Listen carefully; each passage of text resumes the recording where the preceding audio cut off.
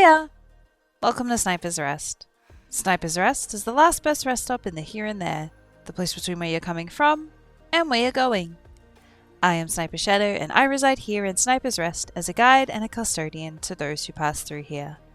I visit the worlds within the multiverse often, but I am always here to guide and care for the travellers, such as yourself, that pass through the here and there. Welcome, my friend! Ah, what a week! Have you ever had one of those weeks where you work so hard you feel like you're in a dream by the end of it? That was one of those weeks for me, unfortunately. But I had some much needed rest over the weekend, and now I am ready to tackle this week anew. I do hope you've been having good adventures as of late, my friend. As always, please take a rest here before continuing your journey. Today we continue reading the series of short stories by H.P. Lovecraft. A Reminiscence of Dr. Samuel Johnson is our story today. It was written in 1917 and published in the September issue of the Unity Amateur of the same year. It's a fun little spoof story dedicated to Lovecraft's antiquarian affections. Let us begin. The privilege of reminiscence, however rambling or tiresome, is generally allowed to the very aged. Indeed, 'tis frequently by means of such recollections that the obscure occurrences of history and the lesser anecdotes of the great are transmitted to posterity. Though many of my readers have at times observed and remarked of a sort of antique flow in my style of writing, it hath pleased me to pass amongst the members of this generation as a young man, giving out the fiction that I was born in 1890 in America. I am now, however, resolved to unburden myself of a secret which I have hitherto kept through dread of incredulity, and to impact the public a true knowledge of my long years in order to gratify their taste for the authentic information of an age with whose famous personages I was on familiar terms. Be it then known that I was born on the family estate in Devonshire on the 10th day of August 1690, or in the new Gregorian style of reckoning, the 20th of August. Being therefore now in my 228th year.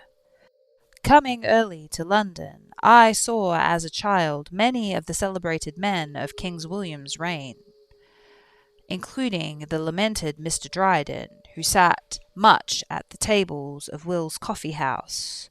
With Mr. Addison and Dr. Swift, I later became very acquainted, and was even more familiar friend to Mr. Pope, whom I knew, respected till the day of his death. But since it is more of my most recent associate, the late Dr. Johnson, that I am at this time desired to write, I will pass over my youth for the present. I had first knowledge of the doctor in May of the year of 1738, though I did not at the time meet him. Mr. Pope had just completed his epilogue to his satires, the piece beginning "Not twice a 12-month you appear in print," and had arranged for its publication. On the very day it appeared, there was also published a satire in the imitation of Juvenal, entitled London, by the then unknown Johnson. And so this struck the town that many gentlemen of taste declared it was the work of a greater poet than Mr. Pope. Notwithstanding what some detractors have said of Mr. Pope's petty jealousy, he gave the verse of this new rival no small praise, and having learnt through Mr. Richardson who the poet was, told me that Mr. Johnson would soon be déterré. I had no personal acquaintance with the doctor until 1763, when I was presented to him at the Mitre Tavern by Mr. James Boswell, a young Scotsman of excellent family and great learning, but small wit, whose metrical effluxions I had sometimes revised. Dr. Johnson, as I beheld him, was a full pursy man, with ill-dressed and slovenly aspect.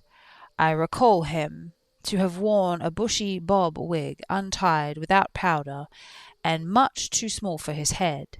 His clothes were of rusty brown, much wrinkled, and with more than one button missing. His face, too full to be handsome, was likely marred by the effects of some scrofulous disorder, and his head was continually rolling about in some sort of convulsive way. Of this infirmity indeed I had known before, having heard from Mr. Pope, who took the trouble to make particular inquiries. Being nearly 73, full 19 years older than Dr. Johnson, I say doctor, though his degree came not till 2 years afterwards. I naturally expected him to have some regard for my age, and was therefore not in that fear of him, which others confessed. On my asking what he thought of my favourable notice of his dictionary in the Londoner, my periodical paper, he said, "Sir, I possess no recollection of having pursued your paper, and I have not great interest in the opinions of the less thoughtful part of mankind." Being more than a little piqued at the incivility of one of those celebrity, it made me solicitous of his approbation. I ventured to retaliate in kind, and told him I was surprised that a man of sense should judge the thoughtfulness of one whose productions he admitted never having read. "Why, sir," replied Johnson, "I do not require to become familiar with a man's writing in order to estimate his superficiality of his attainments, when he plainly shews it by his eagerness to mention his own productions in the first question he puts to me." Having thus become friends, we conversed on many matters. When, to agree with him, I said I was distrustful of authenticity of the Ossian poems, Mr. Johnson said, "That, sir, is not due your understanding of particular credit. For what all the town is sensible of, is no great discovery of a Grub Street cricket to make. You might well say you have a strong suspicion that Milton wrote Paradise Lost." I thereafter saw Johnson very frequently, most often at meetings with the Literary Club, which was founded the next year by the Doctor, together with Mr. Burke, a parliamentary orator, Mr. Beauclerk, a gentleman of fashion, Mr. Langton, a pious man and capital of militia, Sir J. Reynolds, widely known as a painter, Dr. Goldsmith, the prose and poetic writer, Dr. Nugent, father-in-law to Mr. Burke, Sir John Hawkins, Mr. Anthony Chimer, and myself.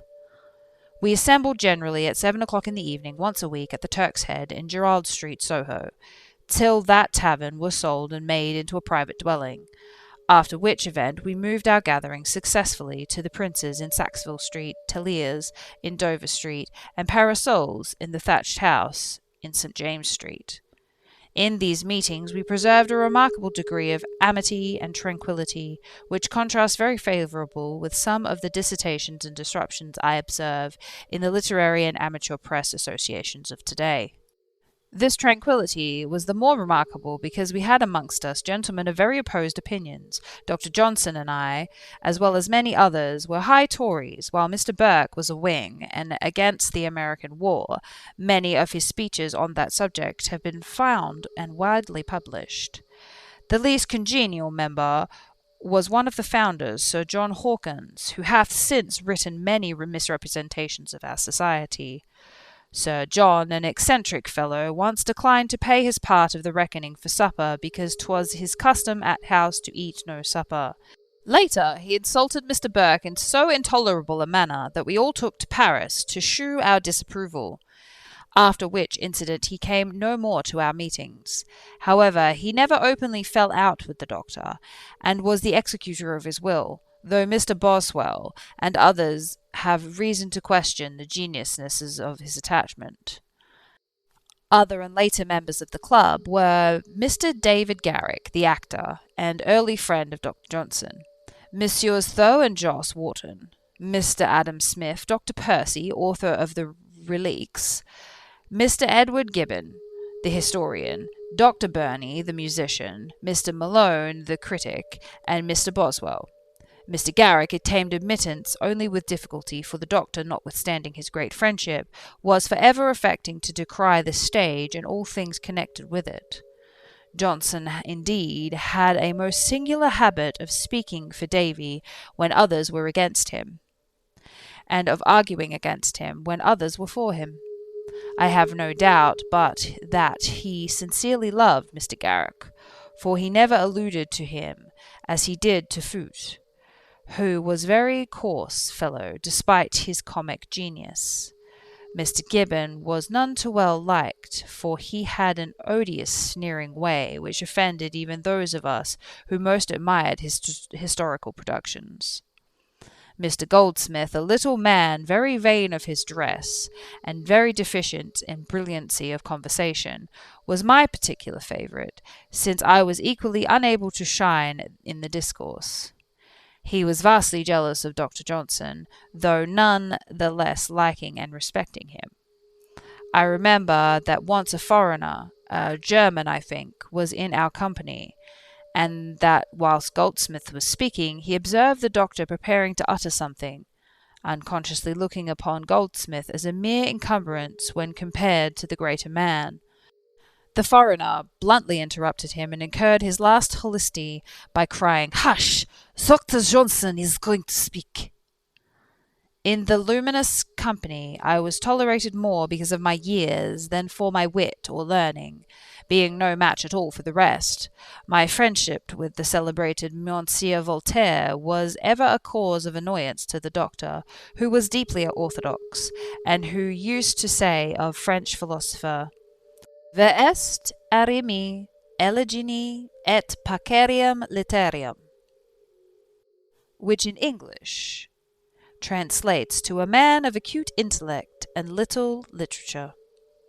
Mr. Boswell, a little teasing fellow whom I had known for some time previously, used to make sport of my awkward manners and old-fashioned wig and clothes. Once coming in the little worse for wine, to which he was addicted, he endeavoured to lampoon me by means of impromptu verse, writ on the surface of the table, but lacking the aid he usually had in his composition. He made a bad grammatical blunder. I told him he should not try to squinade the source of his poesy. At another time, Bozzy, as we used to call him, complained of my harshness towards new writers in the articles I'd prepared for the monthly review. He said I pushed every aspirant off the slopes of Paranus. "Sir," I'd reply, "you are mistaken. They who lose their hold do so from their own want of strength, but desiring to conceal their weakness. They attribute the absence of success to the first critic that mentions them." I am glad to recall that Dr. Johnson upheld me in this matter.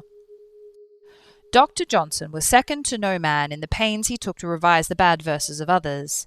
Indeed, 'tis said that in the book of poor blind old Miss Williams there are scarce 2 lines which are not of the doctor's. At one time Johnson recited me some lines by a servant to the Duke of Leeds, which had so amused him that he had gotten them by heart.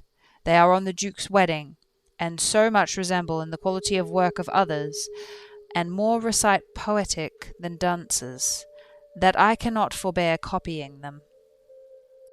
"When the Duke of Leeds shall marry be to a fine young lady of high quality, how happy will that gentlewoman be in the grace of Leeds' good company." I asked the doctor if he had ever tried to make sense of this piece, and upon his saying he had not, I amused myself with the following amendment of it. "When gallant Leeds auspiciously shall wed the virtuous fair of ancient lineage bred, how must the maid rejoice with conscious pride to win so great a husband to her side." On shewing this to Dr. Johnson, he had said, "Sir, you have straightened out the feet, but you have put near wit nor poetry into the lines." It would afford me gratification to tell more of my experiences with Dr. Johnson and his circle of wits, but I am an old man and easily fatigued. I seem to ramble along without much logic or continuity when I endeavour to recall the past, and I fear I light upon but few incidences which others have not before discussed. Should my present recollections meet with favour, I might later set down some further anecdotes of old times of which I am the only survivor. I recall many things of Sam Johnson and his club, having kept up my membership in the latter long after the doctor's death, at which I sincerely mourned. I remember how John Bourgogne, Esquire, the general whose dramatic and poetical works were printed after his death, was blackballed by 3 votes, probably because of his unfortunate defeat in the American War at Saratoga. Poor John. His son fared better, I think, and was made a baronet. But I am very tired. I am old. Very old. And it is time for my afternoon nap. That concludes our tale for this week, my friend. Please return next week and we will continue with another short story by H.P. Lovecraft. If you wish to rest some more, please find a space that suits you. Whether you curl up by the fire, partake in some food and beverages in our kitchen, take a nap in one of our many rooms, or take a stroll around the garden. Please know you are always welcome at Sniper's Rest, my friend. If you are continuing your journey, the multiverse has some very interesting portals this week. To the north, welcome to the tavern. Keeping this place running is hard work. We have to work together to keep our customers seated and fed. I hope you like dwarven cuisine. To the west, beyond space and time, you are on a search for an extraterrestrial civilization. Fragments of a parallel world surround you. When there is no physical boundaries and limits, how do you navigate it safely? To the east, in a vast world filled with nightmares from folklores, hunt them down to collect their powers and discover the elements to assist you on your journey. But beware, the hunter is also the hunted. And if you're making your own way out there, good luck, my friend, wherever you end up, wherever you come from and wherever you're going. Thank you for spending some time here with us at Sniper's Rest. Remember to take care of yourself, be kind to others, hydrate, take a moment to look out into the world and marvel at how incredible it all is. How incredible you are, friend. Until next time, please take care on your way.